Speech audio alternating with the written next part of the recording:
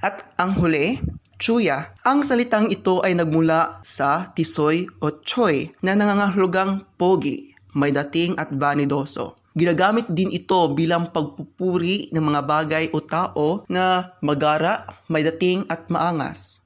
Chuya si mong motor gaw ang gara ng motor mo naman. At ito ay halimbawa ng Chuya.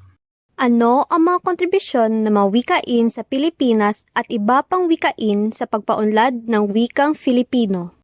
Malaki ang kontribusyon ng mga wikain sa Pilipinas at iba pang mga wika sa pagpapaunlad ng wikang Filipino. Ang mga wikain at mga wikang ito ay may malaking tulong sa estandardisasyon, intelektualisasyon, pagpapanatiling buhay at pagpapalawak ng ating wikang pambansa.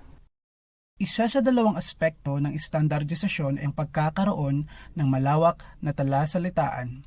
Sa kasalukuyan, ang ating wikang pambansa ay nasa proseso pa ng estandardisasyon. Isa sa mga hakbang ng estandardisasyon ay ang pagkuha nito ng mga salita galing sa iba't ibang wikain at wika sa Pilipinas na magbibigay ng tiyak at angkop na katawagan o di kaya'y kasing kahulugan sa mga bagay-bagay, damdamin at iba pa, lalong-lalo na sa mga bagay na sa kasalukuyan ay wala pang katawagan.